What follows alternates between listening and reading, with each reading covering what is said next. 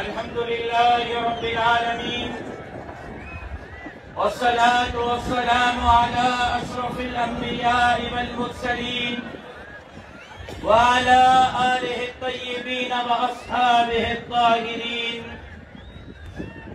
قابل احترام لائق احترام حضرت پیر سائیں پاگارا دامت برکاتہم العالیہ، اسٹیج پر موجود قائدین، زعماء، سرداران، عہدیداران، ذمہ داران، آج حیدرآباد میں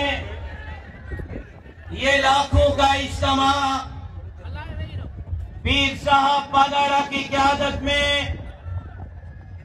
گو کہ یہ پیغام دینا چاہتا ہے کہ اگر اظہار استبداد کے معنی بغاوت ہے، اگر اظہار استبداد کے معنی بغاوت ہے، اگر بیزاری بیداد کے معنی بغاوت ہے، اگر مظلوم کی فریاد کے معنی بغاوت ہے، تو پھر میں ایک باغی ہوں، میرا مذہب بغاوت ہے، میرا مشہب بغاوت ہے، میرا مسلک بغاوت ہے۔ بغاوت کرنے والا کم سے کم آزاد ہوتا ہے، دل آزاد، دم آزاد، جاں آزاد ہوتا ہے۔ پیر صاحب پاگاڑا کے قیادت میں 2012 میں اسی حیدرآباد میں ایک جلسہ ہوا تھا۔ میرے شہید والد نے فرمایا تھا کہ آج کے اس موجودہ پیر پگاڑا میں پیر سائیں زور بادشاہ کی خوشبو آ رہی ہے۔ میں اپنے والد کے ان الفاظ کو دہراتے ہوئے پیر سائیں سے درخواست کرتا ہوں کہ پیر سائیں زور بادشاہ کی تاریخ کو دہرانے کا وقت آ چکا ہے۔ زور بادشاہ نے انگریز کو بھگایا تھا، ہم آپ کے قیادت میں انگریز کے بیٹوں کو بھگائیں گے۔ بھولو کیا آپ اس دھرتی کو ایک مرتبہ پھر ظالموں سے نجات دلانے کے لیے پیر صاحب کے قیادت میں جہاد کرنے کے لیے تیار ہیں؟ یہ دھرنے پچھلے ایک ہفتے سے جاری ہے۔ جمعہ کے دن سے سندھ سراپا احتجاج ہے۔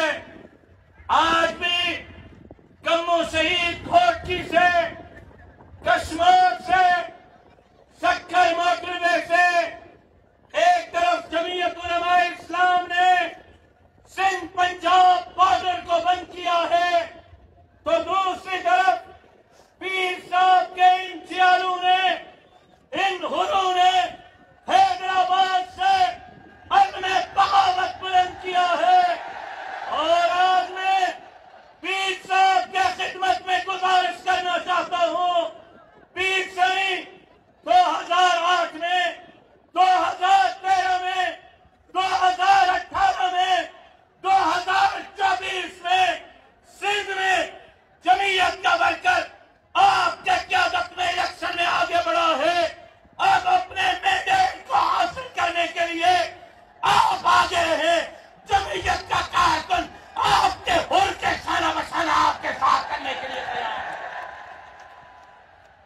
کیوں؟ ہمارا مقصد کیا ہے؟ ہم کیوں لڑنا چاہتے ہیں؟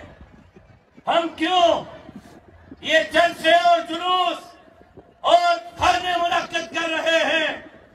پیر صاحب بھی اس بیماری کے باوجود اللہ ان کو صحت نصیب کرے اور ہم سب بھی آرام سے گھر میں بیٹھ سکتے ہیں، آرام سے مزے سے زندگی گزار سکتے ہیں، لیکن ان لاکھوں لوگوں کو جمع کرنے کا مقصد یہ ہے کہ جو سندھ کو اپنے باپ دادا کی جاگیر سمجھتے ہیں ان کو پیغام دینا چاہتے ہیں، سندھ آپ کے باپ دادا کی جاگیر فقیر نہیں، یہ شور بادشاہ کی سندھ ہے، یہ پیر پدارا کی سندھ ہے، یہ امروہی 12ویں خالصوی کی سندھ ہے۔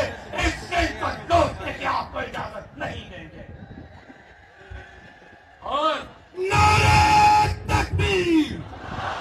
ہمیں صبح جو گھیرا اور مینڈیٹ چور دوسا، اور مینڈیٹ چور دوسا، یہ سندھ کے خاطر، یہ سندھ کے خاطر، یہ ووٹ کے خاطر، یہ ووٹ کے خاطر۔ کاش میرے پاس وقت ہوتا، میں ان کے 15 سال کی بجٹ آپ کے سامنے رکھتا، لیکن میں 2 سال کی بجٹ رکھتا ہوں۔